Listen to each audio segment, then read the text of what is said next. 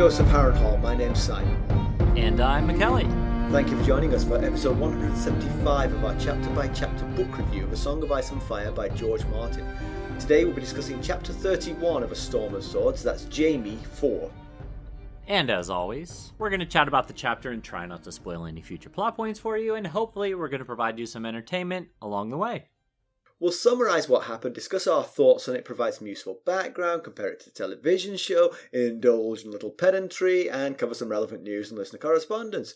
Be sure to check out the show notes. They'll provide you some additional information about the characters and geography of this chapter. How are you, Mackelly? I'm good. I this week produced my first non-GOH podcast. Wait, hang on now. I know, right? Yeah. Will you still record with me when you're famous? Yeah, I don't think it's going to affect my fame and fortune. That's for sure. So Molly has she's an AP literature, whatever it's called. AP Lang, she calls it, English class. She's an English class. For our non-American listeners, you might want to explain what AP means. Oh, it's advanced placement. It's a higher level of the class than the standard academic track. Very nice.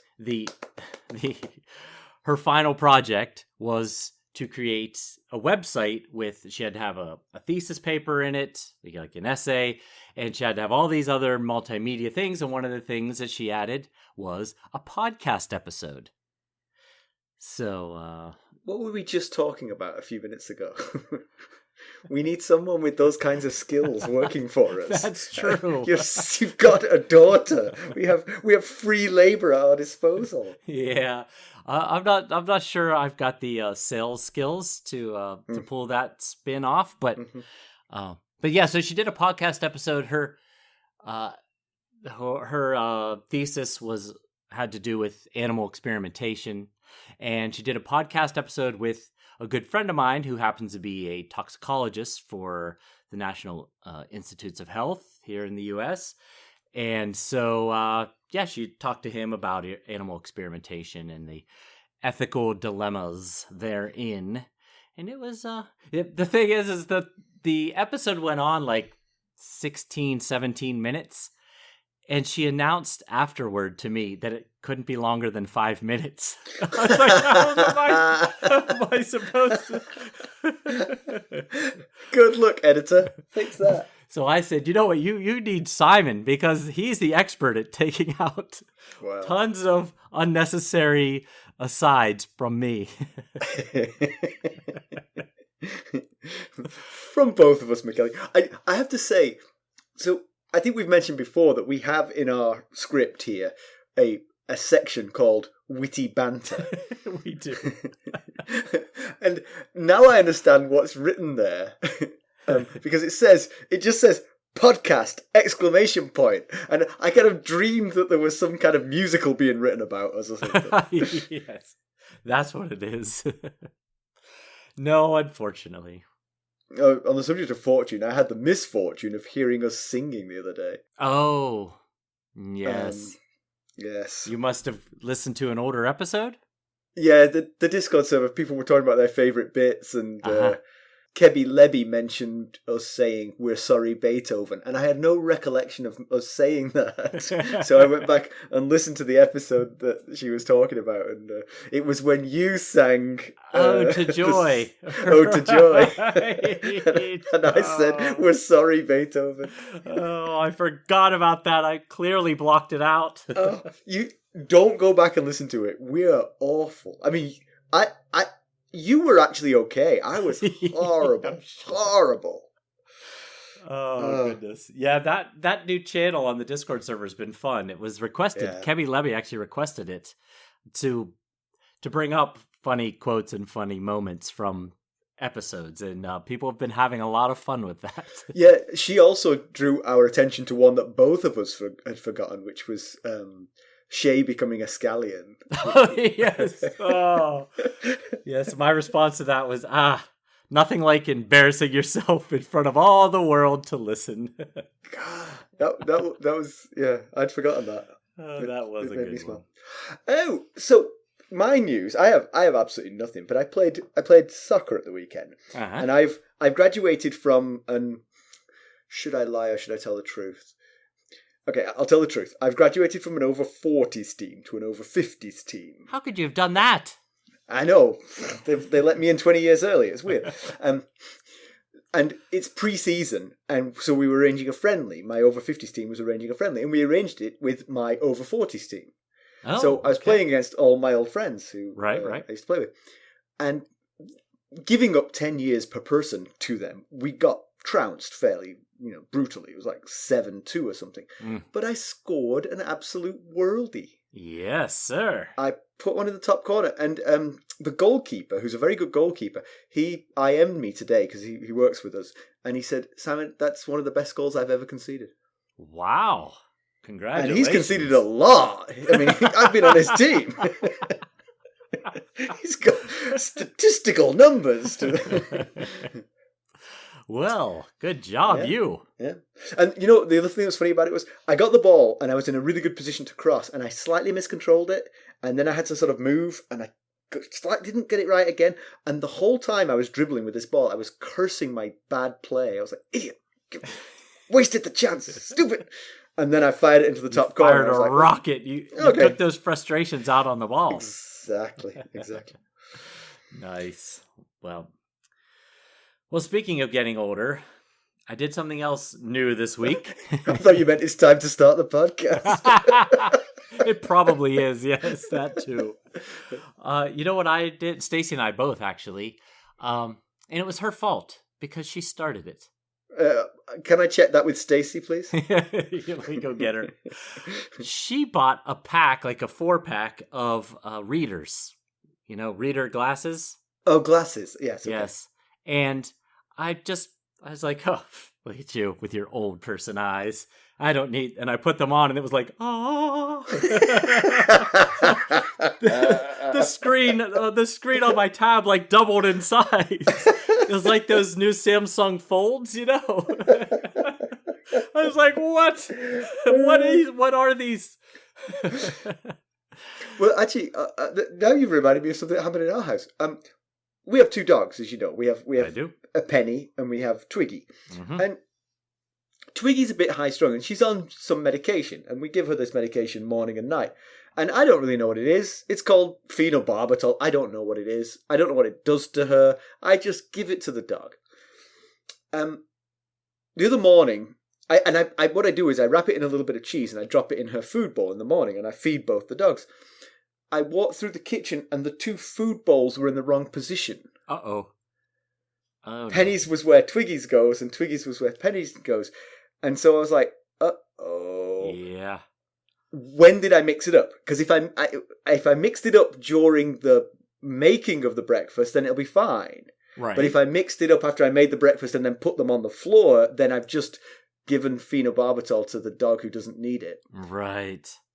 Penny lay around the house like a stoner all day. She was like, got it wrong. Whoa! Welcome to your world, Twiggy. Oh no! And Twiggy was like, I got the DTs, man. Uh-oh. That was unfortunate. Well, I assume one time won't hurt. Yes, I mean Penny. she was fine by the next day. She just asked for some snacks. Yeah. Wanted some munchies. All right, let's get down to business. How did we leave Jaime Lannister? Last we saw of Jaime, he, Brienne, and Cleos Frey were attacked by outlaws outside of Maidenpool. Cleos was killed, ploughing a lonely furrow. Oh, yes, right. Uh-huh. Jaime attacked Brienne with Cleos' sword, and the 2 fought viciously for a long time. The noise of their fighting alerted the brave companions to their presence, and the pair were taken as captives. Jaime tried to bribe Urswick to take him to King's Landing, and later tried to bribe Vargo Hoat to do the same. Hoat agreed he would have half the gold in Casterly Rock, but first he had to send Tywin a message. With that, Jaime's arm was stretched out and an arrock was swung down. Mackelly, why don't we find out where that landed? Okay. Well, Jaime's missing hand burns. That's how I started the summary, so... I guess that answers that question. His hand is burned ever since they seared the flesh on his bloody stump at the end of his right arm, which gives us a little more context as to where that arak landed. The pain is like nothing he's ever experienced before, often bringing him to tears. He's sick with fever from the infection setting in on his wound, causing him to fall from his saddle. To remedy this issue, the brave companions tie him into a saddle alongside Brienne. They sit facing each other with Jaime's severed hand tied to a rope around Jaime's neck, dangling between them. Jaime once manages to get hold of a sword and attacks Shagwell the Fool. However, in Jaime's weakened state, the Fool merely dances around him until Jaime trips and falls. At that point, Jaime decides he'll just go ahead and die. It's Brienne calling him a craven for giving up that snaps him out of it. She's right. He has to live, for Cersei and Tyrion's sake. Well, them and the vengeance he would seek on these men. Unfortunately, it was his right hand they took, as his left was no good for holding anything but a shield, so vengeance will have to wait. When Jaime's reminded that they're headed for Harrenhal, he can't help but laugh at the irony, a move he received a beating for. It was at Harrenhal that he received his white cloak at the age of 15. Later that night, 3 brave companions approach Brienne. Jaime knows what's coming and begs her to take the rape quietly, to go inside herself and think of Tarth or Renly. They'd go easier on her, but Brienne isn't having it. Jaime knows she'll get herself killed, so when Roarg threatens Brienne to stay quiet, Jaime shouts, "Sapphires!" loudly for the camp to hear. Jaime takes a beating for it, but his shouting alerts Hoat, who announces Brienne is off limits. She's worth a bag of sapphires. The prisoners are paraded on foot through the gates of Harrenhal and led to the current lord of the castle, Roose Bolton, and a fury of Frey knights. Brienne is heartened by Bolton being in charge. She figures he'll do as Brienne asks, since they both support King Robb. Jaime expresses his condolences to the Freys present about the death of theirs and his kin, Sir Cleos. The men take the news in stride. That's when Brienne interjects and announces who she is and the mission she's on from Lady Catelyn herself. She's surprised to receive spit on the ground in response. Seems the Freys feel betrayed by King Robb, and what does it matter to them if his sisters are killed? Some suggest they killed Jaime themselves. Others want to ransom him to Riverrun or Tywin. Hoat explains his plan. He'll send pieces of Jaime to Tywin until he pays up. Then he'll sell Jaime to Rickard Karstark and receive Karstark's daughter along with the Lannister money. Roose sets the record straight on Lord Rickard and explains that the Lannisters and Tyrells are now allies. Roose expresses his displeasure to the brave companions, has Brienne and Jaime sent to private chambers, and Jaime tended to. Jaime is taken to Qyburn for medical attention. Qyburn wants to remove Jaime's arm, but Jaime refuses. Instead, Qyburn cleans the wound and stitches it up. Jaime learns of the details of the Battle of the Blackwater. As Qyburn finishes attending to Jaime, Jaime asks him to check on Brienne. Yep. It's been a while.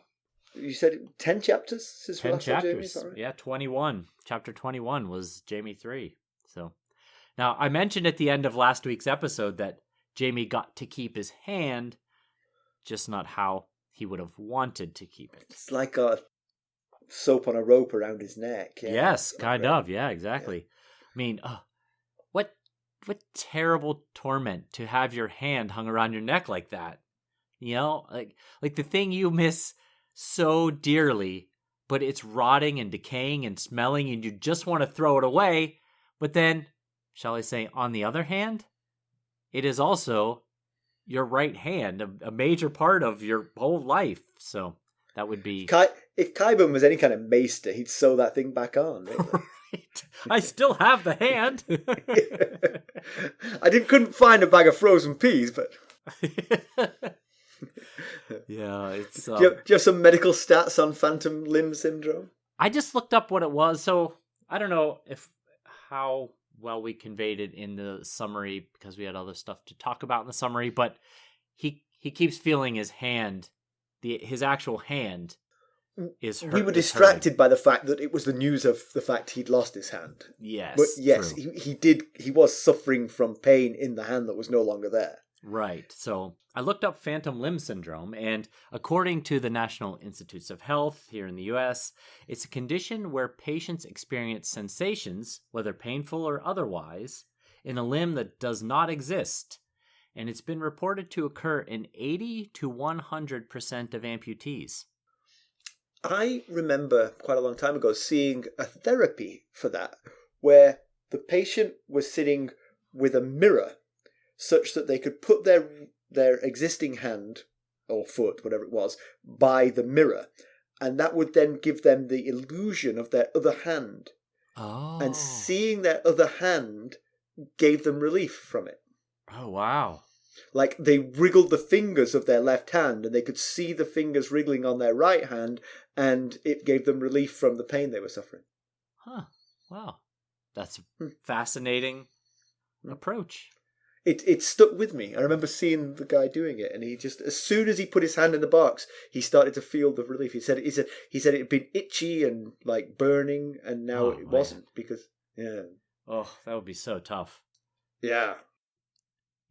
Obviously there's nothing you can't itch the hand that's not there, or the foot, or whichever, Well, if it happens to you, Mackelly, get a mirror. Okay. I will keep that in mind. I seek medical advice. I mean, I just watched a TV show like 30 years ago. I have no idea. It might have been a comedy show. I don't remember. And once again, we should mention every time you bring up medical advice, you are not that kind of doctor. That kind of doctor. If you need advice on chemistry, I'm not that kind of doctor. Still might want to consult a different kind of doctor.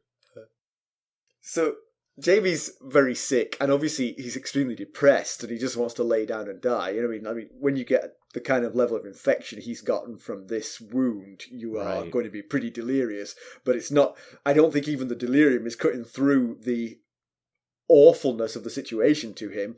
He who's been defined by his sword fighting has lost his sword hand. Yes, right. Yeah, there's so many levels there, but yeah, and so he tries to. He grabs the sword and he tries to attack Shagwell, who is the fool, and Shagwell just dances around him until Jaime trips and falls, and then they I think it's Vargo Hoat says, "You do that again, and I will take your other hand or maybe a foot," or something like that. And Jaime just lays there and thinks, "Okay, I'm just gonna die now here."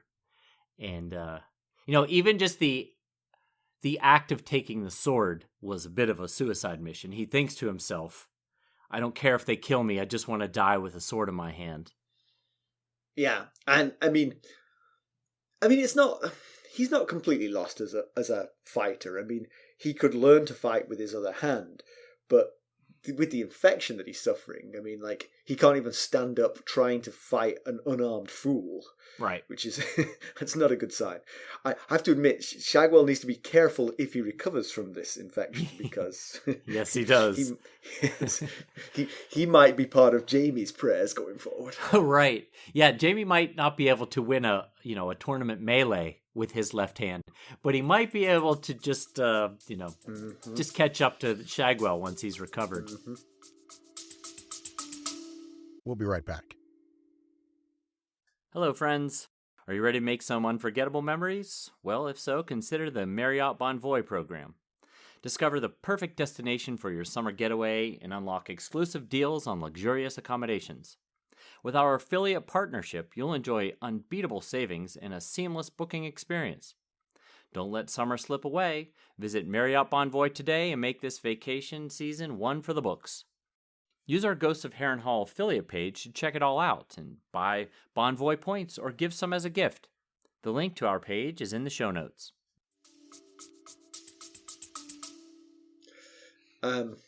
But yeah, so the only thing that brings him back from the sort of the precipice is being called a craven. That's struck home, and of course, I mean, it's easy for me to say, but there is a cowardice to giving up just because you've lost a hand. Right. I mean, that's kind of Brienne's point. Yeah. Yeah. I mean, I've had I've had boo-boos that have made me want to give up. So I've got to... let's be clear. I am not saying I would be any less craven, but right. That gets through to him, and that sort of like gives him a new lease on life, and at least gets him to Harrenhal. And part of it is thinking about Cersei. You know, he wants to see Cersei again. Right. And he thinks he can't die before Cersei dies. They have to die together as they came into the world together. Right. And one thing that comes up in this chapter, in this section here, is that Brienne is made to clean up Jaime's messes. When he vomits, she has to clean the vomit out of his beard, and she has to clean him up when he soils his pants. You know, while they're riding, whilst sharing a saddle with him, she'd want to help clear that up, I would think. Yeah, well, there is that. So, you know, she's not escaping the torture that these brave companions are putting Jaime through. She's getting her fair share as well. Yeah. So it's not just Cersei that Jaime thinks about. He also thinks about Tyrion. He doesn't want to leave his little brother either. And Jaime thinks about Tyrion and says that Tyrion loves him for a lie. And that is...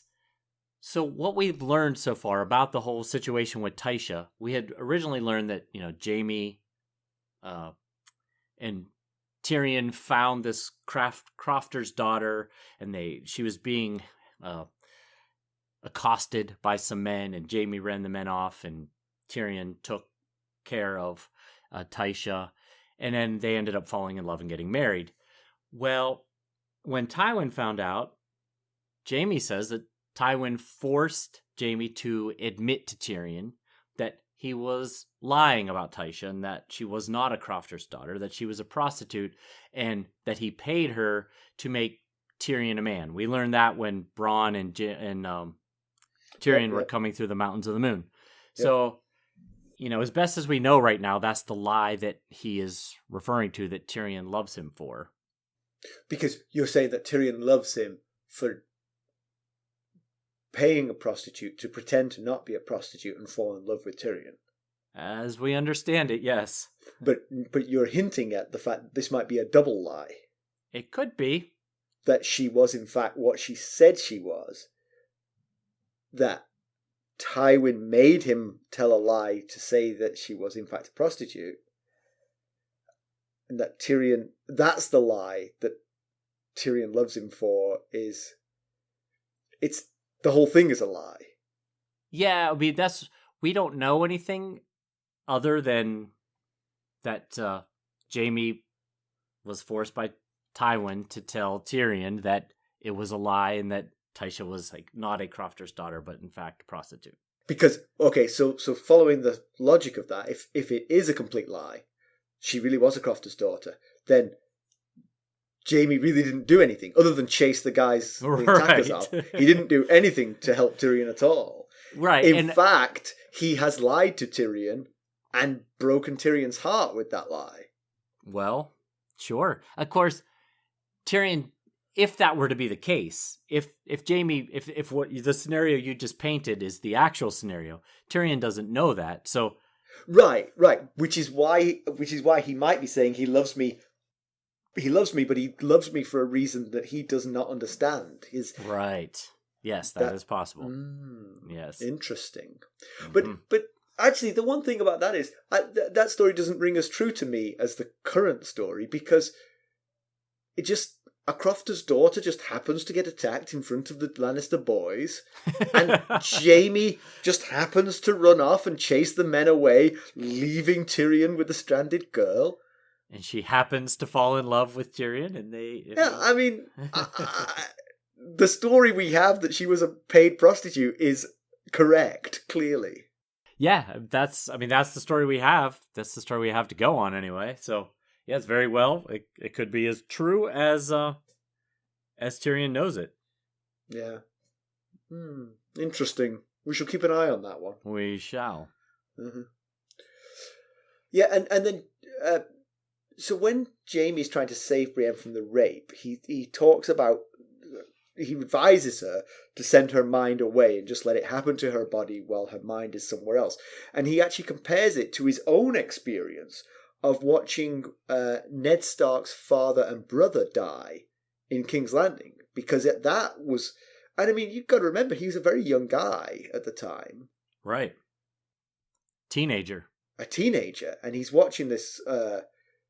Remind me how they died. The father was... Rickard was burned to death in his armor, and Brandon was strangled to death trying to reach the sword to save his father. And so, yeah, I mean, I'm not going to compare it to what Brienne is facing, but you can see how, if you were Jaime in that instance, you might very well use that technique to try and armor yourself against what you're witnessing. Right. Yeah, and we did know about that when this came up, when he was telling Brienne about this several chapters ago. He mentioned that he thought about Cersei while the Starks were dying. So this is that's the part I just thought that was like an idea association, to be honest. I saw men being roasted alive, and weirdly my sister came to mind. But yeah, so as you know, Jaime saves Brienne from a gang rape, basically, is what it was about to amount to here. And he didn't need to. Even Brienne was shocked and confused about him saving her. And it's the second time that he's come up with using this Sapphire Island idea to prevent her from being raped. The first time was when he came up with it, and he told Urswick, I think it was. But the thing about that, you say that, but doesn't it seem strange then that she's surprised? I mean, he's already saved her once in this way, and he's using the same trick again to save her. It's the least surprising thing ever. Oh, I saved you once, I'm not going to bother this time. Well, I think it's mostly, it might just be just general surprise, because it's just so different from the self-centered, arrogant, egotistical person we met in Jaime 1. That person wouldn't have probably trifled with even bothering to save her. Right, but I mean, you say that, but you can be pretty egotistical, narcissistic even. But if someone is cleaning you up when you soil yourself, yes, you have formed a bond with that person, and you might actually care about them just a little bit. I agree. Without a huge change in your personality, Yes, and that's one thing I was almost going to say exactly what you just said. Is one thing that this torture that the Brave Companions are putting on Jaime and Brienne, one thing it's doing is creating a bond between the two. That them constantly being tied together and having to work together to survive. And as you say, she is cleaning him up from his vomit and soiling his clothes. And even to the level of, the whole the enemy of my enemy is my friend thing here. They have a common enemy, which gives them another bond here. Yep. So that is absolutely seems reasonable to be a factor. It's just she's probably surprised still, trying to wrap her head around the little bit of compassion that he has been showing. And it's always been hard to kind of reconcile the man who has shown such love and compassion to his little brother, who's had a lot of torment in his life as well, Tyrion, being the same man who pushed Bran out of the window so thoughtlessly. And so maybe we're seeing that he needs to make some sort of connection with someone to be able to show a level of compassion. Yes, that's an interesting thought, that he is a nice guy, but he's closed off to people who aren't in his inner circle, kind of thing. Right. And rapidly Brienne is moving into his inner circle because, they are sitting face to face on a horse for hundreds of miles. Yes, with their bad breath and rotting hand between them. that he comments on her bad breath whilst his rotting hand and his soiled pants are redolent. I almost put it in pedantry. Seriously, in my tab, I have a color for highlighting things for pedantry, and I have that highlighted. And I thought, if that rotting hand is between the two of them, how is he smelling her breath? Your breath is terrible. It smells like rotting hand. Oh, that's so funny you brought that up, because I seriously, no joke, had that in my tab as pedantry. But so, they're going back to Harrenhal, and Jaime thinks about, the tourney at Harrenhal, and, how it all began for him there. That's where he was given the white cloak. And he tells Brienne that Went wanted to show us his big castle and his fine sons, and is a little bit of humor in that line, because in Mira's story that she told Bran of the tournament at Harrenhal, yes, one of the small details that kind of flies by is that at the end of the first day, all of the Went sons were eliminated from the jousting. Right. So if he wanted to show off those fine sons, it didn't last very long. But one thing I wanted to bring up about this tourney is that this tourney that we've never heard of before at Harrenhal. I know, right? First time. So Aerys didn't let Jaime joust at the tourney after giving him his white cloak. He sent him to King's Landing to guard Queen Rhaella and Prince Viserys. And, Jaime tells Brienne, no one could have defeated me. I was riding so high, on such a high, I was unbeatable. And so I wondered if maybe the decision to send Jaime back to King's Landing changed the course of history and led to the loss of King Aerys' life, his reign, and the life of most of his family. Because he would have beaten Rhaegar, and yes. It was Rhaegar giving the flowers to Lyanna that precipitated all this. That sent us down this path. Now, it could be, very easily could be the bravado and confidence of a 15-year-old. But if true, if he really was, he channeled Jorah Mormont, and, this was going to be his lightning in a bottle moment as a 15-year-old. It might have changed the course of Westerosi history. Yep. We'll be right back. This episode is sponsored by Audible. To get a free audiobook, or 2 if you're an Amazon Prime member, go to our exclusive URL, audibletrial.com/ghostsharrenhal. You can find the link in our show notes. So Harrenhal flies the direwolf sigil over the gate, but when they arrive, Enys Frey spits at the mention of Robb Stark. So we're getting sort of the mixed signals. What's interesting about that is there's no great surprise that the Freys are mad at Robb, because he broke his word to them, and right. That's not going to sit well. But what's kind of interesting is that Roose Bolton tolerates it. Because yeah. So we know we were there in Riverrun when the Freys found out about the marriage of Robb and Jane Westerling. We saw them storm out, stomping on the direwolf sigil on their way out. But here in Harrenhal, they're here still supporting Roose, who is still a bannerman to Robb Stark. So it's the allegiance thing is getting very confusing here. It sure seemed like they were leaving at I think it was Arya 10, the last Arya chapter of A Clash of Kings, when Elmar Frey told her of the dishonor that their house had faced. It sure seemed like they were going to storm out, but here they are. So Enys doubles down on his anti-Starkness by saying, why should he care if Stark daughters are killed? Another Frey suggests that they killed Jaime in response to Ned's death. But that's kind of, again, more contradiction just within the Freys. I guess the Freys are absolving Ned of the crimes of his son. Yes. Yes, I guess so. That's true. And one thing I went back to make sure I was right.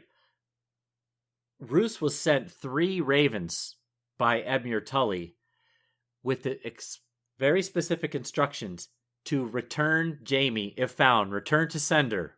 That was Cat 1 of A Storm of Swords. He told her this. So based on that, he should be preparing Jaime for return to River Run, but he makes no mention of what his plans are for Jaime at this point. Yeah, it's a very complicated situation now because obviously the Freys don't want to do what Robb wants. And you could argue, I'm just doing what Catelyn wanted. Yeah.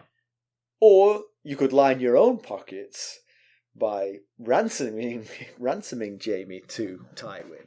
Yeah, a lot of options, and he does not, at least to our POV character, he does not tip his hand in what he is thinking or planning right now. Yeah. So we meet 3 Freys. There's 5 in attendance.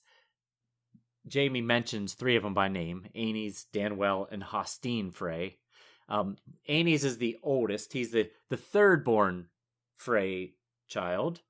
And he led 1,500 Frey soldiers who joined Roose's force for the battle on the Green Fork. And, one thing that I noticed was how very little reaction they had to the murder of their nephew, Cleos. I'm going to say, you know how, like, in an anthill, if one ant dies, the other ants don't really stop to worry about it. So the twins are an anthill. There's so many Freys. I mean, how are you gonna get sad when you're like, which one was Cleos again? You know, I mean, like, yeah. Oh yeah, I think I remember Cleos. Yeah. I was thinking maybe it was because they probably also know that his brother Tion was murdered by Rickard Karstark, since Roose knows about Rickard Karstark being beheaded. Right. But wouldn't that make them more sad about Cleos? Yeah, that's true. Yeah. They certainly wouldn't have known that ahead of time. Yeah. So there's one line, it's actually a couple lines here, but while they're discussing Jaime's fate, Shagwell sings a song about a lion who dances with a bear, and Hoat responds to him by saying, "The Kingslayer's not for the bear, he's mine," which almost seems like they were referencing an actual bear. Right, or a big hairy dude who kills people. Yeah, maybe. Yeah, we'll have to keep an eye on that, but it seemed like they were discussing a physical thing. Right. So I thought it was noteworthy. Yeah. Hope voices his crazy plan of sending pieces of Jaime to Tywin until he pays up, and then selling what's left of Jaime to the Karstarks in order to get the hand of Rickard's daughter. Roose Bolton basically just ignores this as nonsensical, yes. Which it pretty much is. I wonder if this will put tension in the relationship between Roose and Vargo Hoat, because cutting Jaime's hand off has served no great purpose other than to alienate you from everyone. There's nobody who wanted that. Right. Apart from Vargo Hoat, it seemed. Right. Yeah, exactly. And, the Starks aren't going to be thrilled with that. The Lannisters certainly aren't going to be thrilled with that. So, yeah, this is Roose's person. He reports to Roose. So, theoretically, Roose might have to answer for this. Yeah, Roose seems oddly forgiving of Vargo Hoat in a way that I don't... Again, we don't know Roose very well. He's hardly had any face time in the book. But you don't think of him as a very forgiving chap. You think of him as pretty rigid. He's the Stannis Baratheon of the North, Yeah, right. Yeah. Yeah, he does. And he keeps putting himself in with Hoat. And what he's done by saying things like, he says to Brienne, "Forgive us, my lady." Not forgive them. He's taking ownership of the Bloody Mummers and what they've done.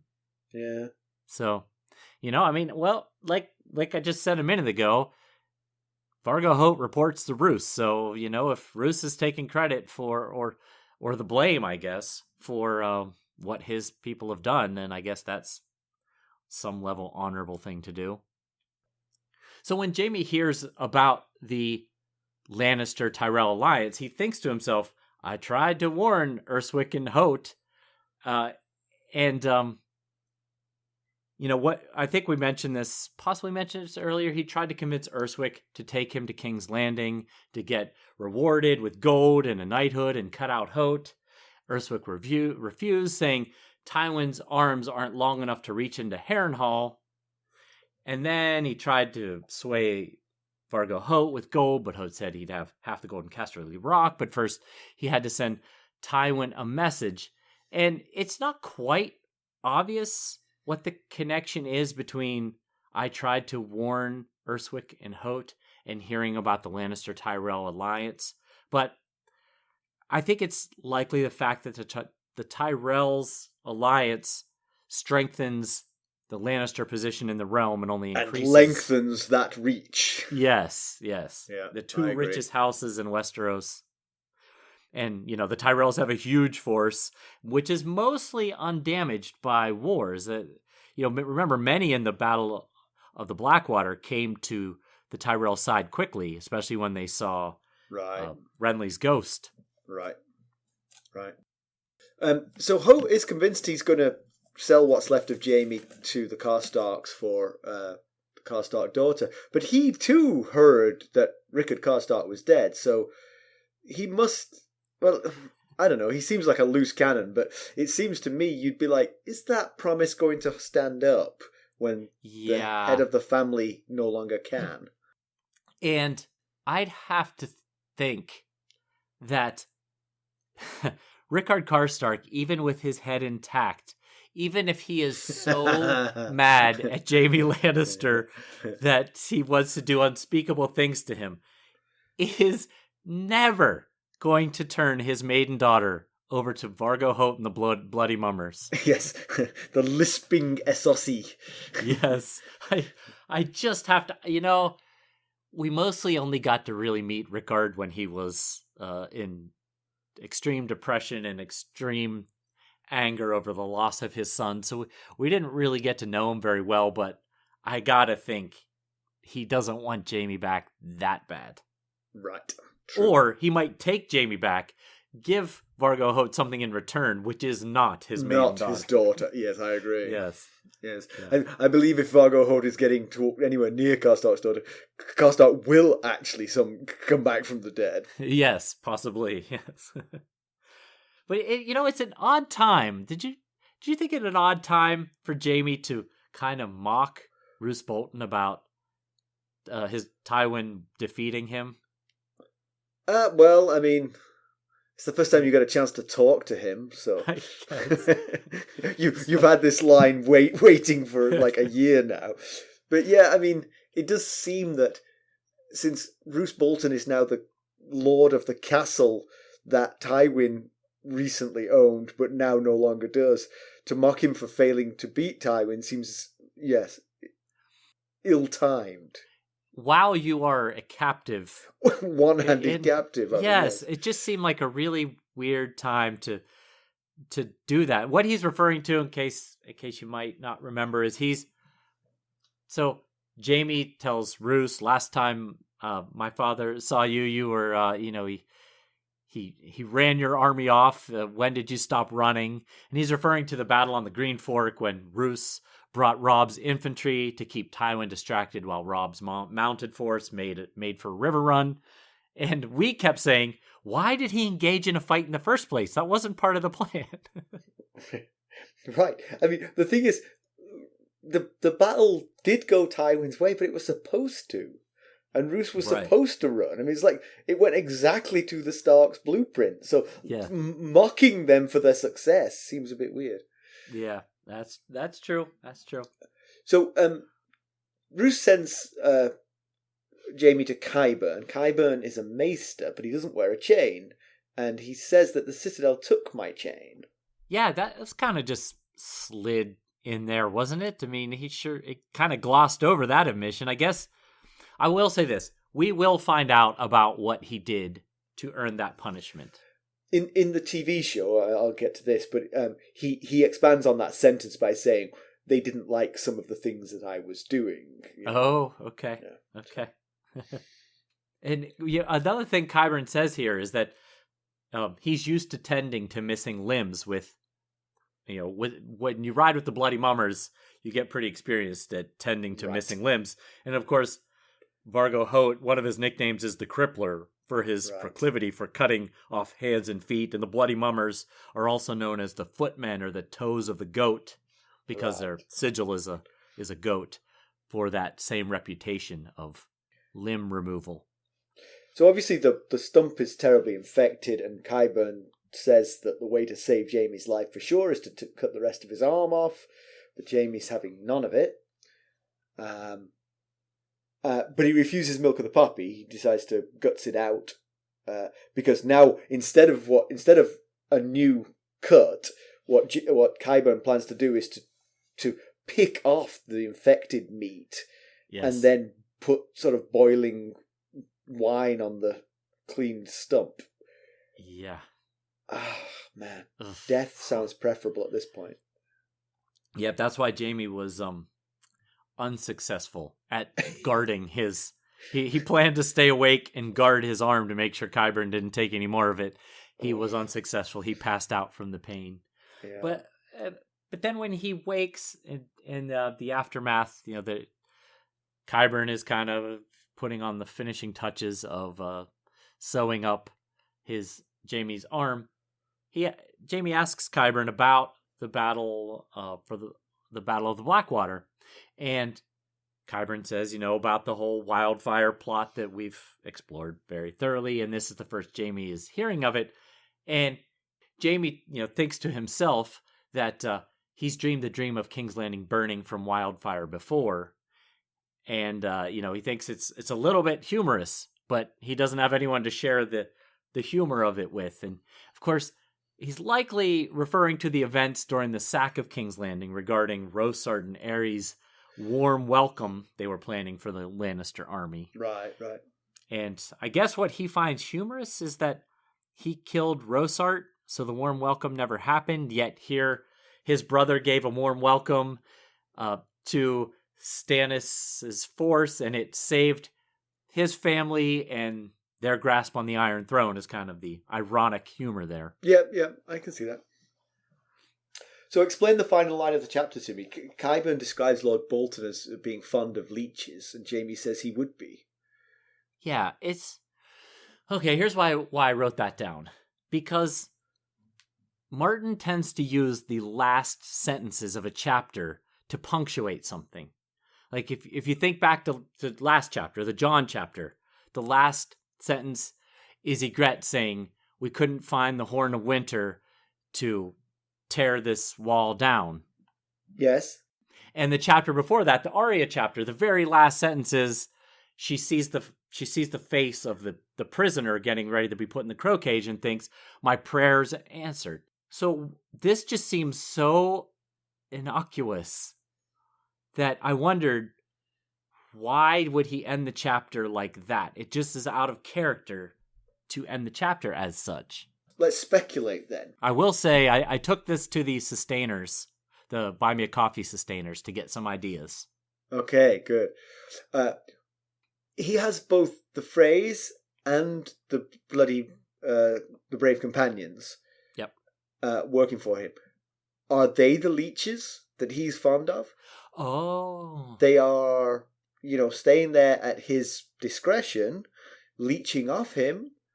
He seems weirdly fond of both of them and forgiving of their wrongness. Right. Just throwing that out. Yeah, I like that. The consensus answer from the sustainers. I never get the right answer. That's a good answer. I like that answer. The consensus answer from the sustainers is that just before that, Jaime was telling Brienne about how the Boltons flay their enemies.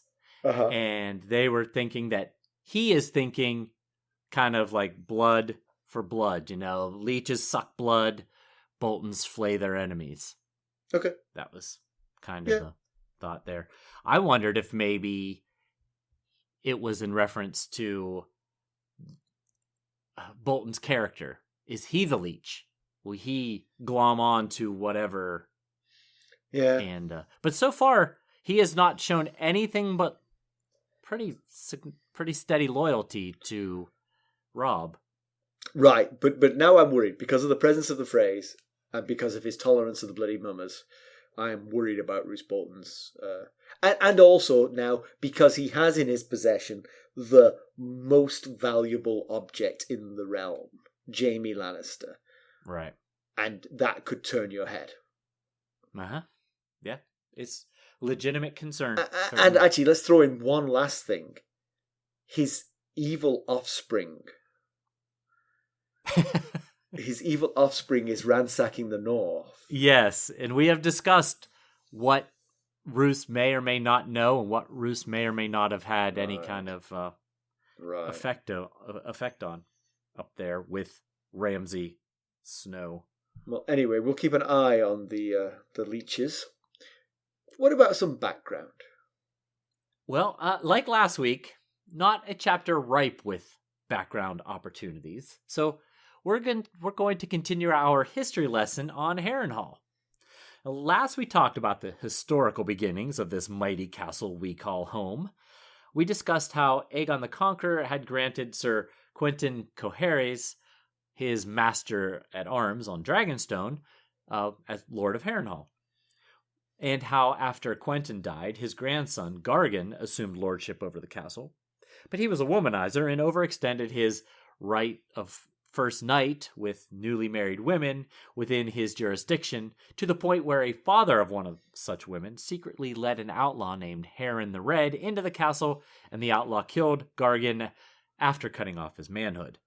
Can I say that overextending that right of first night is once? Oh yeah, well yes, you can certainly say that. So that's where we pick up the story. Harren the Red claimed to be the grandson of Harren the Black, the founder of Harrenhal, and upon the removal of Gargan Cohaires, Red Harren proclaimed himself Lord of Harrenhal and the King of the Rivers.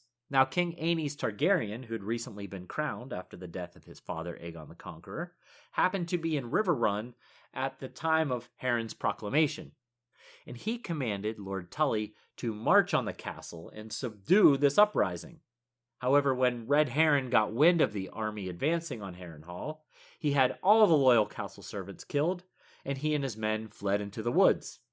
So King Aenys sent his Hand of the King, Alan Stokeworth, with a force to track down Red Harren and his men.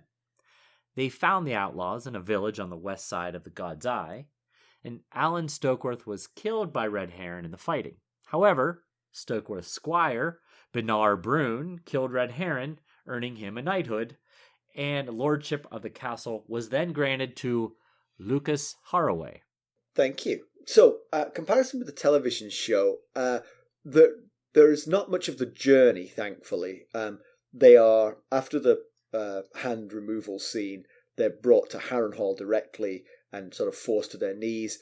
Roose Bolton is sort of palliative towards Jaime. He's annoyed with his bannerman Locke, who is the person who takes over from Vargo Hoat in the TV show as the guy who does this. He's annoyed about it. He takes the hand from Jaime's neck and throws it aside, or actually thrusts it at Locke. Locke says, "I'll send it to Tywin," and Bolton says, "You'll do nothing of the sort." Okay. And then the scene with Qyburn, as I mentioned, is captured, and Qyburn's interesting, quite sinister, but obviously quite skilled as well. And Jaime's very tough. All right. He doesn't pass out then, I guess. No, where he screams loud and hard, but he didn't actually pass out. Yeah. So yeah, quite reasonably well captured. Okay. Pedantry, just the character decision to complain about her breath. I agree. That's all. So, news and notes. What you got for us? Well, one thing I wanted to mention is that in preparation for some new ventures forthcoming, George Martin has combined his two existing businesses, the Jean Cocteau Cinema, and Beastly Books under the business name Highgarden Entertainment. So this announcement was on his Not a blog, and it goes on to mention a new Patreon offering from Highgarden Entertainment, ranging from the $5 tier to the $15 tier, and some of the perks are cool. And I may be a bit biased, but I like our Buy Me a Coffee perks better. But if you're for less than that, you get access to the originators. That's right. It's because that's one of the perks that's coming up. Our Buy Me a Coffee sustainers will get a live video chat, which is scheduled for, check with me if I'm wrong here, Mackelly, Thursday, February the 2nd at 7 p.m. Eastern Time in the United States. You are correct. Wow, I got it. You did. We're also having a lot of fun with our Wildfire Side chats. Sustainers have been sending us fun topics to discuss. We've talked about what we make if we're entertaining a dozen guests, how we went from friends to podcast co-hosts, our favourite places on Earth and why, and whether we would choose chopsticks for hands or office chair wheels for feet. And that was a very interesting one. It was. And there's more in the pipeline, right? There are questions we were supposed to record tonight, but I wanted more time because I want to come up with good answers. So. Yes. Yes, we're having a lot of fun with that. I really appreciate the sustainers sending us stuff and playing along. It's a good time. One thing I was worried about when we came up with the idea for this perk is whether anyone would care what we thought about certain topics. So it's been a lot of fun to see what they want to know about our thoughts on things. Oh, and there is a merch sale going on our Threadless shop. As of right now, there's $14 t-shirts, and a lot of pretty much everything else is on discount as well. So if you're interested, check it out at ghostofharrenhal.threadless.com. Yep, my whole family got the Threadless t-shirts for Christmas, and they look rather dapper. You look good. Yeah. You're wearing yours at the moment. I am wearing one right now. Yes. Okay, we got a review. Bowie Jones on Apple Podcast, entitled "The Best, Hands Down." That's right. Which is appropriate for the Jaime chapter. It is. I listened on another platform, so I followed the show here just to leave a review. That's very kind of you. Thank you. Appreciate that. Yes.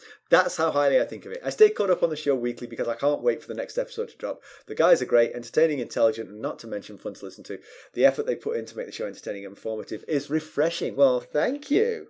Yes, thank you so much. Very kind. It is. And the fact that Bowie Jones listens on a different platform but took the time to go out on Apple Podcasts and leave us a rate and a review. Fantastic. All right, let's conclude this one, Mackelly. Okay. So, where's Jaime headed next? Back to Riverrun? Dragged off to the north? Stuck in Harrenhal? King's Landing? Essos? Essos? Yeah, well, I mean, if he's not headed back to Riverrun, what do they do with him? I mean, he was specifically... Now, here's the thing. It was Edmure Tully who sent the Ravens to Harrenhal that said, hey, if you find Jaime Lannister, you send him back. He is not Bannerman to interesting. Edmure Tully. Interesting. So could that be a loophole if he wanted to do something else with the Kingslayer? Yeah. It's confusing times in Harrenhal. It's not hard to see who's the leader in Harrenhal. That's Roose Bolton. Oh, he's right. in charge. But who is Roose Bolton working for? Yeah. We've never seen any treachery from him at all, but there's enough circumstantial evidence to get you a little bit worried about where things are headed for Jaime. Yeah. The one thing is, times are so confusing, you can do either of the two things and claim loyalty. I sent him back to Riverrun because Robb Stark wanted him back in Riverrun. I sent him to King's Landing because Catelyn Stark wanted him in King's Landing. Right. Either way, you can absolve yourself of the crime. Right. I mean, yeah, exactly. Especially in these confusing times, you could be like, oh, I didn't get that message. Yeah, yeah. You know? Edmure, but God, Edmure, who listens to him? And there's one little detail when they are being force marched into Harrenhal with, behind the Zorse, is that Brienne says, "Look, there's the direwolf sigil flying high on the walls of Harrenhal." And Jaime says, "Yeah, there's your direwolf." And then he says, "And those are heads on each side, or those are heads surrounding it." And I just wondered if there's any significance to that, or that the fact that these heads are flanking the direwolf flag, or are they possibly Lannister heads from Roose's takeover? Yeah, that's what I thought. I thought Jaime was simply saying the Starks are no better than anyone else in this. They behead people and put their heads on spikes just like everybody else.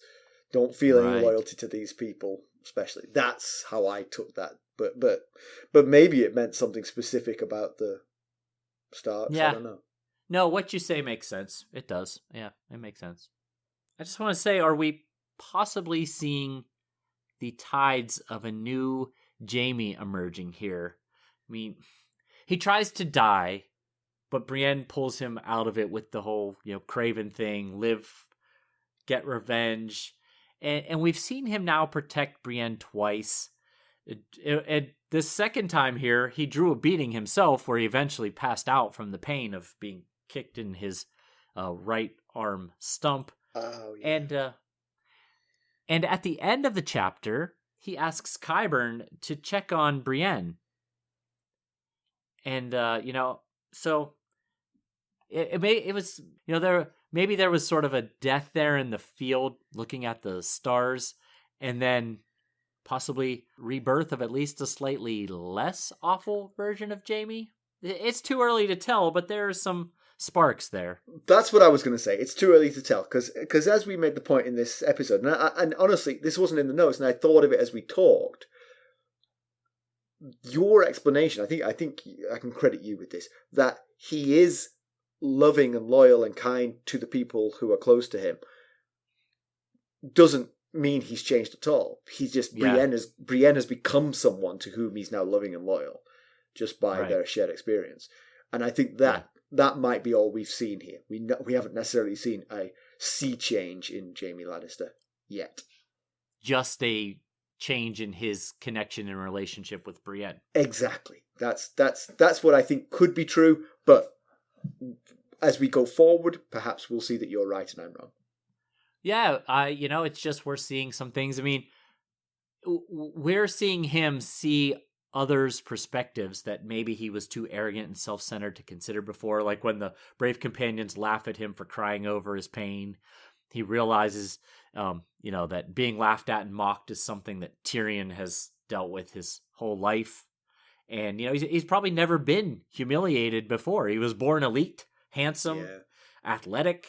So, when he was given the horse urine to drink, or, unable to even touch Shagwell with the sword, all while they laughed at him, possibly had an effect of opening his eyes to a different perspective. But you're right. There's also the fact that he now has a new relationship with Brienne, whether he wants to or not. That there's a different connection there than there was before. But the thing you said about Tyrion, still his empathy is still confined to those he loves. Yes, true. Potentially, true. Which I think is true of all of us to a certain extent. I think from Jaime's character, you sense that it's a very strict cutoff. Outside of the circle of loved ones, he doesn't care about anyone at all. Right. Yeah, that's true. Where do we go next, Mackelly? Well, next week we are going to visit Jaime's little brother Tyrion. Oh, I love Tyrion. Yes, he scopes out the damage from the Battle of the Blackwater. He has a run-in with an old friend, and he gets marital advice from his dad. Always welcome. If you could do what Bowie Jones did and leave us a review, that would help spread the word, and we'd be incredibly grateful. Indeed. If you could buy some merchandise at ghostsofharrenhal.threadless.com, you'll find the t-shirts are only $14. Right now, anyway. Right now. Listen live, yeah? If you could buy a cup of Arbor Gold at buymeacoffee.com/ghostharrenhal, that would help us keep the thing afloat. And you could even consider becoming a sustainer at the Knight of the Realm or Lord Paramount level, and that would really benefit you too, because there are super cool perks. Yes, well said, well said. And of course, you could reach us at ghost.harrenhal@gmail.com. You can go out and follow us on Twitter at @GhostHarrenhal. We're on Facebook, Instagram, and let me just say how much I'm enjoying the Discord conversations these days. I just tweeted out today how much I love our Discord community because we have so much fun there. So you can always join our Discord server, and of course we are also out on YouTube. Please remember to go subscribe to us on YouTube. It will really help us out with some things we want to do. Thanks for listening. Thanks. Bye. Bye.